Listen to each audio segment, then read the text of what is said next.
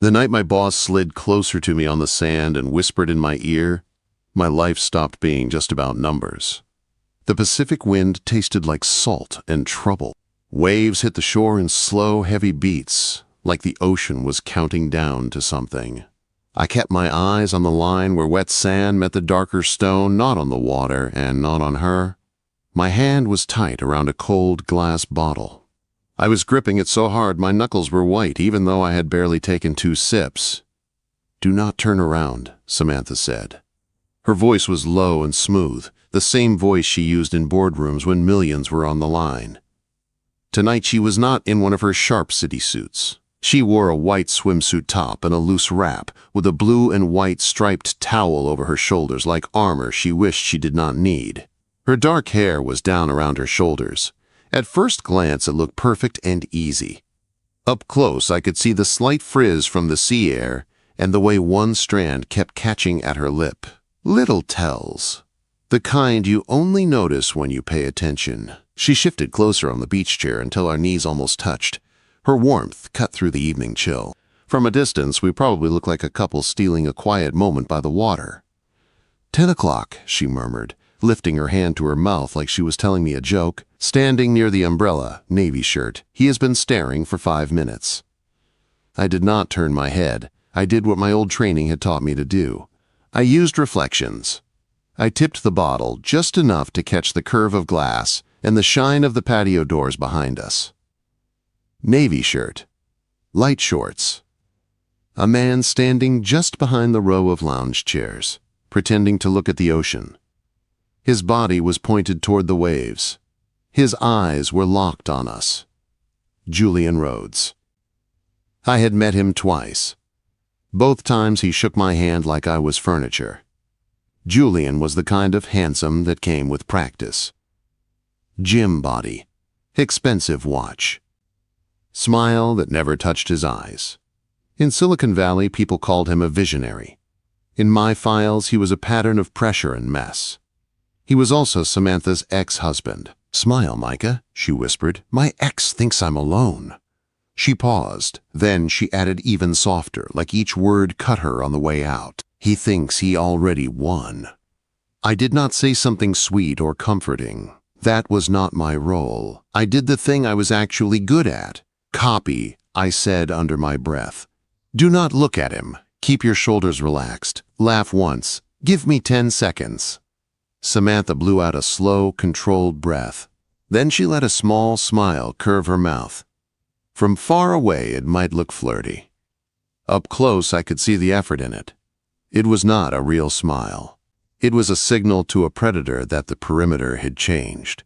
I leaned in until my forehead was almost touching hers, close enough to sell the act, far enough to keep it clean. "What's the play?" I asked. Her eyes, usually sharp as cut glass, were fractured tonight. Not broken, just overworked. She flicked a glance toward my mouth without meaning to, then back to my eyes like she hated herself for it. "He is using the summit," she said. "Everybody is here. Press, board members, investors. If he corners me before my keynote tomorrow, I'm done." "You are not done," I said. "I need you to look like you want to be here," she whispered. "Like I am not the woman whose company is about to be gutted in a hostile vote. Like I am not one bad headline away from losing everything. I need you to look like you see me." I watched her, the way her hand shook under the towel, the tight line in her jaw, the way her bare feet pressed into the sand like she was bracing for a hit. "I see you," I said. The scary part was that it was not acting. In the reflection, Julian took one slow step toward us, then stopped. His shoulders shifted like he was rethinking his move. He had come looking for an easy target. He had not expected a wall. We stayed like that for a few more minutes. I said something quiet that made her let out a real laugh, quick and surprised. That sound hit me harder than the cold wind. When I saw the line of her shoulders finally relax a little, I knew we had bought the time she needed. "Let's walk," I said. She stood. The towel slipped. Without really thinking, I reached out and adjusted it around her shoulders again, quick and practical. No lingering touch. No claim, just coverage from the cold and from the eyes on the beach. Her breath caught. Just a tiny hitch. "Thanks," she said, like the word carried extra weight. We walked up the path from the sand toward the Ventana Resort. The place was built to look private. Twisting stone paths, soft lanterns, tall plants that made little pockets of shadow. Good for secrets. Good for traps. The Innovator Summit had turned it into a hunting ground. Inside her suite, the air conditioning hit us with hotel chill. Too cold. Too clean. I shut the door and did what I always did. Lock. Deadbolt. Secondary latch. Samantha watched me, brows lifting a little. "You always do that?" "I did not learn caution from spreadsheets," I said, stepping to the balcony door and checking the latch. Before I worked the numbers, I worked 4 years in private security. Hotel executives. VC founders. People with enemies. You do not stop thinking like that just because you wear a suit now. Quote. Her eyes held mine for a second. "So you're not just my accountant," she said. "I am your forensic accountant," I corrected. "And tonight, I am your perimeter." She dropped her purse on the console like it weighed 100 pounds. The CEO mask slipped a little. In this light, she looked smaller than she ever did on stage. Less like the Iron Lady investors talked about, and more like a woman who had not slept in days. "Thank you," she said. "For the beach. That was above and beyond." "That was necessary," I said. "Julian is not here for closure. He is here because the board is nervous and he knows exactly which buttons to push." She turned away, then back again. Her hands were clenched. She unclenched them and laced her fingers together like she was holding herself in place. "He has emails," she said, "from 3 years ago. Fragments. He is threatening to leak them to tech blogs tomorrow morning. Says they prove I stole the Omega platform source code." I needed the truth laid bare. "Did you?" I asked. Her chin came up. Not angry, not offended, just direct. "No," she said, "but I cannot prove a negative. People do not care about truth when the headline is easy. If he drops those emails before my keynote, I lose the vote. I lose the company I built in a garage in San Jose." Her hand started to shake. She tried to hide it by folding her arms. It did not work. I went to the minibar, skipped the liquor, grabbed a cold, sparkling water, cracked it open, and put it in her hand. "Drink," I said. Her fingers brushed mine. They were cold. Her eyes locked on my face like I was the only steady thing in the room. "He wants me to resign before I step on stage," she said quietly. "If I step down, the leaks disappear. If I fight, he burns it all down." I pulled my phone from my pocket. "Forward me everything," I said. "The threats, the headers, timestamps. Every attachment." "Micah," she said, almost a warning, "you are an accountant." "I am a forensic accountant," I said again. "I track patterns. In money. In data. In people." She hesitated. Then she nodded once and started sending. Ping, ping, ping. The files began to land in my inbox, one after another. Each sound was like a weight dropping between us. Samantha stood there in the cold hotel light, watching me, fear and fight mixed in her eyes.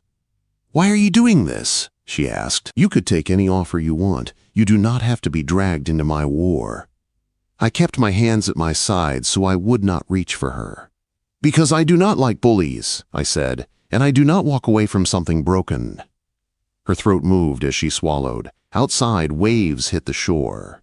Inside, my phone kept chiming, filling with proof and threats and pieces of a story only I knew how to read. I opened the first file. A pattern was hiding in there somewhere. And before the summit was over, I was going to find it. The next morning, the lobby felt like a Shark Tank. Badges, cameras, suits that cost more than my car.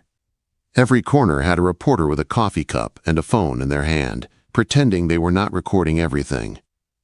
I felt the change in the air before I saw him. Julian walked in, wearing a blue linen suit, casual rich, same practiced smile, same lazy confidence of a man who thought consequences were for other people. People turned to look at him. Some in admiration, some in curiosity. No one saw the damage he brought as clearly as I did. Samantha stepped out of the elevator at the same time. The lobby seemed to open around her. Heads turned. A couple of cameras lifted. "Sam," Julian called out, just loud enough for the nearby reporter to hear. "You look tired. Rough night." I heard the projections are concerning. The words were sharp and polite at the same time, a shove in the middle of a crowd. Samantha went still for half a second. Her jaw tightened. The perfect CEO mask slipped in one small crack. She did not move toward him, but she also did not move away. If she walked, it could look like she was running. If she snapped, they would call her unstable. I crossed the lobby without hurrying. I did not rush. I did not puff up. I just stepped into the space between them like that was the natural place for me. "Samantha," I said, voice clean and calm. "The encrypted drive is ready. We have a call with Tokyo in 5 minutes." I turned my back to Julian, blocking her view of him and his view of her. My hand brushed Samantha's elbow, light but clear, guiding her toward the patio doors. "Excuse me," Julian said, voice dropping. "I was speaking to my wife." I stopped and turned slowly, meeting his eyes. "Ex-wife," I said, "and Miss Patel is on a schedule." "If you have a calendar invite, I will review it. If you do not, you are loitering." His smile twitched, just for a second. "The help is feisty today," he muttered. "The help keeps the schedule," I said. Then I walked her out into the cold ocean wind. As soon as the glass doors closed behind us, Samantha let out a shaky breath. She tried to turn it into a laugh. It almost worked. "He was about to force a scene," she said. "He wanted me to crack in front of them." "He was testing your perimeter," I said. "Wanted to see if you were unprotected." "I felt unprotected," she admitted. She looked up at me, eyes searching my face. "Until you stepped in." "I will step in," I said. "Every time." Quote. Back in her suite, we turned the room into a war room. I had the hotel bring up a whiteboard. People think better when they can see the problems in front of them. I spread out printouts of her emails and the ones Julian sent, plus board notes and stock movement charts. I took the dining table. Samantha took the sofa. Sunlight from the balcony washed the pages in pale gold. It did nothing to make the mess prettier. I started pulling Julian's finances apart, line by line. Vendor lists, consulting invoices, fake-sounding company names. I circled dates. I drew arrows from one payment to another. "Why are you looking at his landscaping bills?" Samantha asked from behind me. "People hide money in boring places," I said without looking up. "Landscaping, cleaning, consulting, things no one ever questions." "Julian does not care about hydrangeas," she said. "This feels invasive." "He is threatening to blow up your life with out-of-context fragments," I answered, spinning my chair to face her. "We are past polite. You do not win a knife fight with a handshake." Quote. She opened her mouth to argue, then closed it. She sat back down hard on the edge of the sofa and rubbed her temples. "I am sorry," she said quietly. "I am used to fighting my own battles. Having you here, seeing all this, makes me feel exposed." "I have seen your tax returns," I said. "I know how much you spend on those specialty yoga socks." A small laugh broke out of her. It surprised both of us. It softened her face in a way that felt dangerously good to me. "They are excellent socks," she said. "I do not doubt it," I said. I did not sit right next to her. I stayed a step away. Respect and space mattered here. Consent mattered. Optics mattered. That did not stop me from wanting to close the gap. "You built this company on transparency," I said. "On telling the truth even when it hurt. But a predator does not play fair. You do not beat him by pretending he will."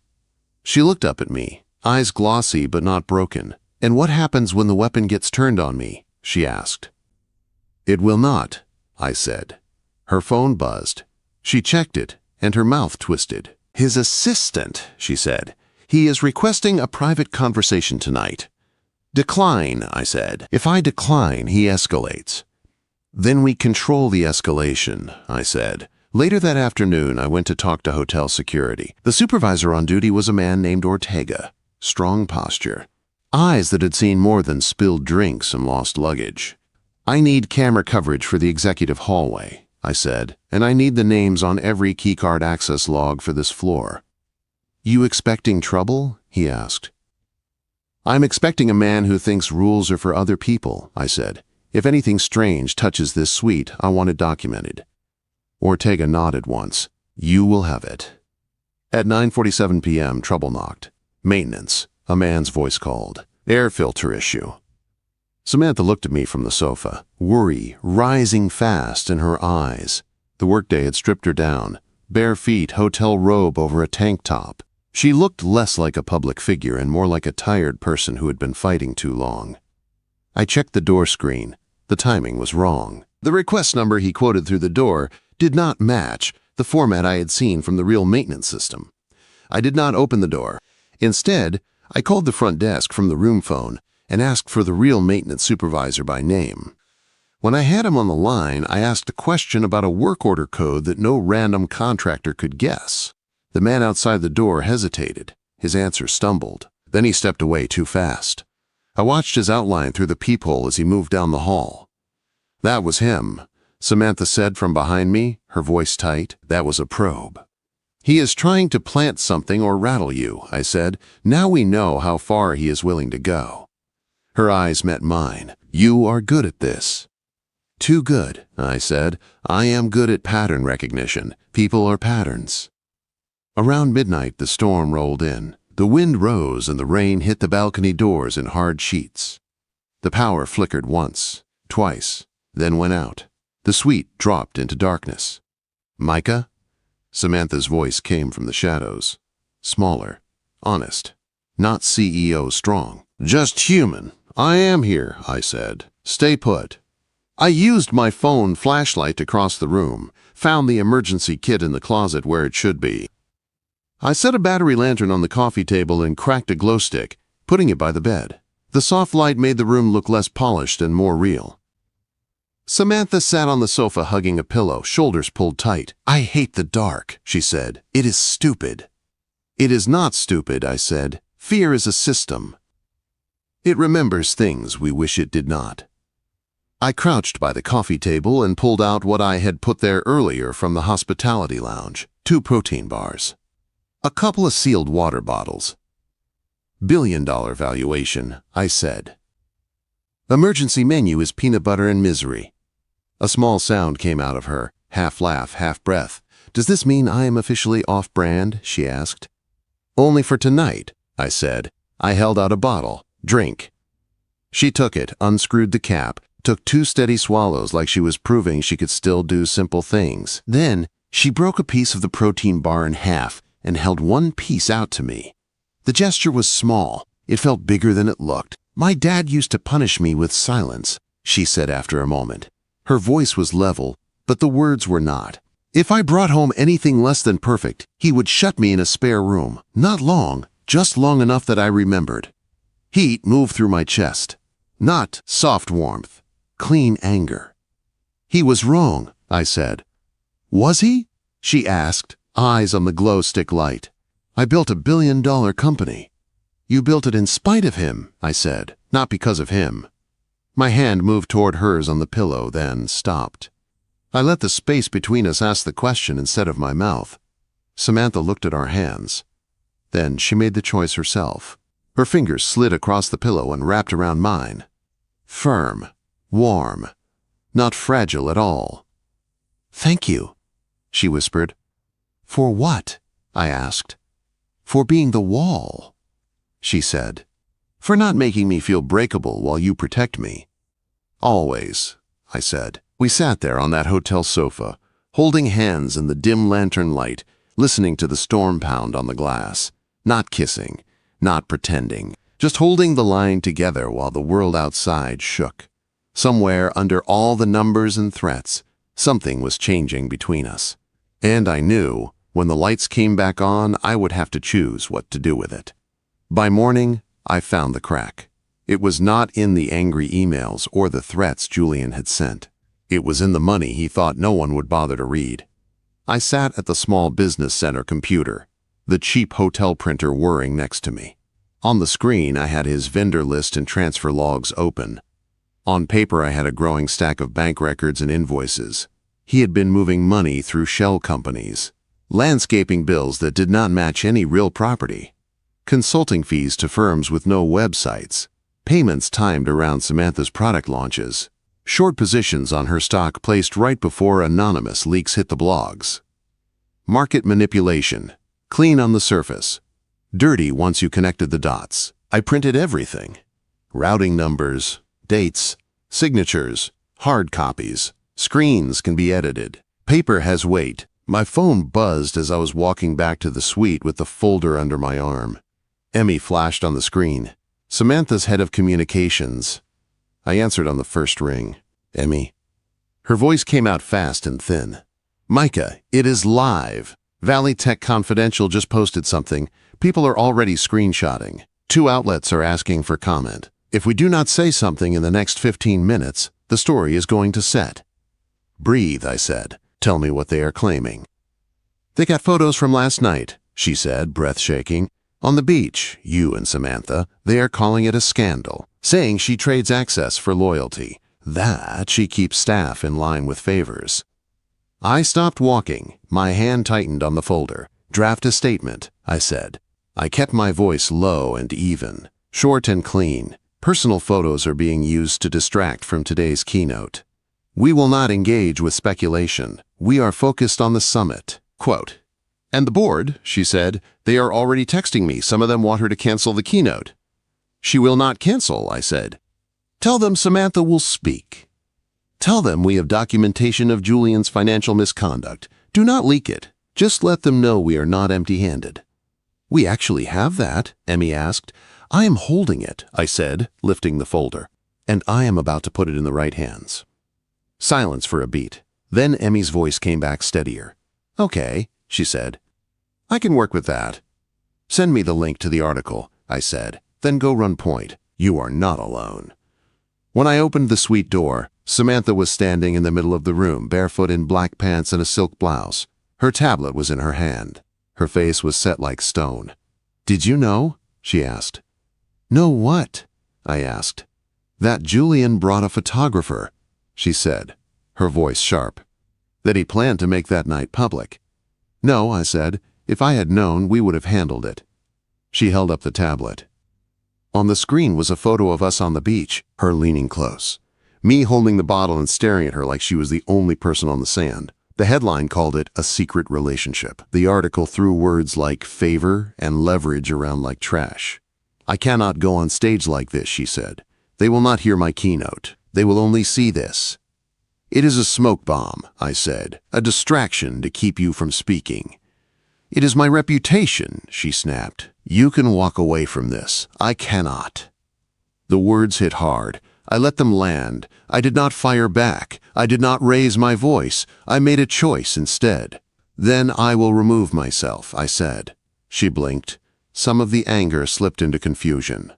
I will step back, I said. You put out a statement that I am reassigned. Quiet, simple, internal, no drama, no confession. You do not need me visible on that stage. Samantha stared at me like I had just slapped her. The optics are impossible, she said. You cannot stay as my executive assistant after this. Then I will not, I said. Her face tightened like she hated my answer and hated that she understood it. I go out there alone, she said. You stay here. You stay invisible. My jaw locked for a second. I looked down at the folder in my hand, at the bent corner where my grip had twisted it, and forced my fingers to relax. What do you need from me before you go on? I asked. She hesitated. Her chin lifted. The forensic report, she said. I want it in a form I can hand to the board if I have to. You will have it, I said. And if he comes near me again, she asked. He will not, I said. Micah. She started, my name coming out softer, almost like an apology. I am going to the ballroom, I said, cutting the moment before it could turn into something messier. I am going to speak with hotel security. I am going to make sure Julian cannot get close enough to breathe on you. Her eyes narrowed. You are not leaving? I am not finished, I said. And I do not break promises. The ballroom filled fast, rows of chairs, bright stage lights, screens showing the schedule. Samantha's keynote was already trending on social media before she even walked on stage. I did not sit in the audience where a camera could catch me. I stood near a side aisle half in shadow where I could see the stage and the front row and still reach the exit. Julian sat in the front row, center, like the show was for him. His phone was in his hand. His thumb hovered over the screen with lazy threat. Samantha walked onto the stage. She looked taller under the lights. Stronger too. Dark hair smooth. Shoulders back. The buzz in the room shifted as heads turned toward her. She gripped the podium. The microphone caught her first words. "Security," she said, voice steady, "is not just code, it is trust." Her gaze moved across the faces in front of her. For a second, it landed in the shadows where I stood. She did not smile, but her shoulders settled. Just a little. I watched Julian instead. His eyes were not on the stage. They were on his phone. He was waiting for the perfect second to hit send, to drop whatever he still had and watch the room burn. I started walking. Not fast, not dramatic. Just a man in a suit moving down the side aisle with a folder in his hand like he was tired of sitting. I reached his row and stopped beside him. He looked up, saw me, and smirked. "You again," he whispered. I set the folder in his lap. He frowned and opened it. His eyes moved over the first page. The second. The highlight lines. The bank logos. The dates. The color drained from his face. "What is this?" he hissed. "Your pattern," I said. My voice stayed level. "Embezzlement. Stock manipulation. Profiting off chaos you created." "You are bluffing," he said. His fingers tightened on the paper. "I am an accountant," I said. "I do not bluff. I calculate."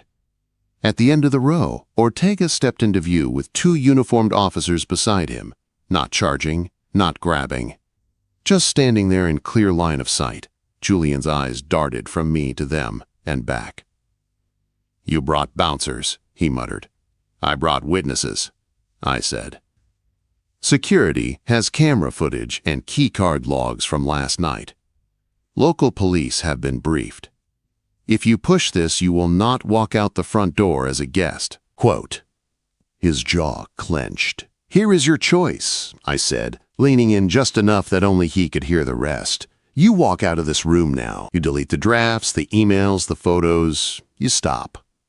Or Ortega walks you to the lobby, and the officers take it from there. Your phone gets seized. Your accounts get looked at. The board gets a front row seat while your name turns toxic."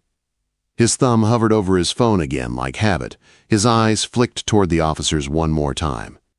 For the first time since I had met him, I saw real fear. He stood up.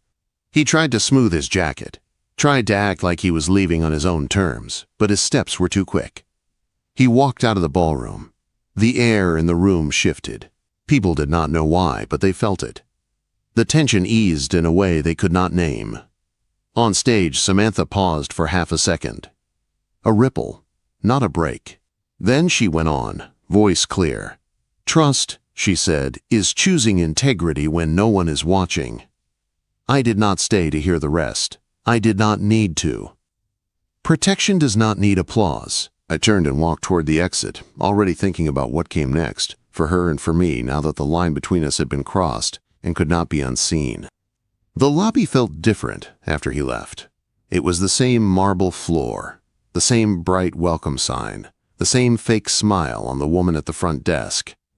But the pressure in the air had changed. A storm had passed, even if most people in the ballroom never knew how close it came. Ortega met me near a tall plant and a sign that said "Welcome Innovators" in big white letters. 2 local police officers stood beside him. Calm, professional, watching everything. "Mr. Hayes," one of them asked.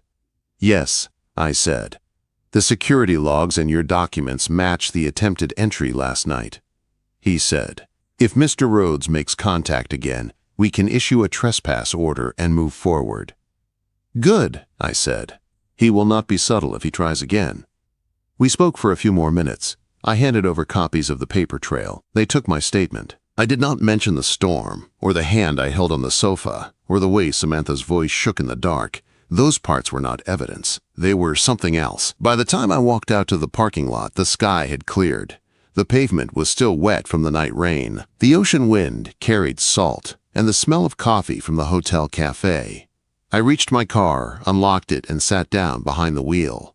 I could have driven away right then. It would have been smart. Clean, quiet. Let her finish the day, send her the final report, and slowly fade back into a safer distance.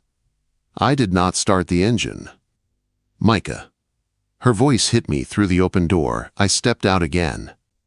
Samantha was crossing the parking lot toward me, heels clicking, hair loose from the wind, keynote badge still hanging from her lanyard.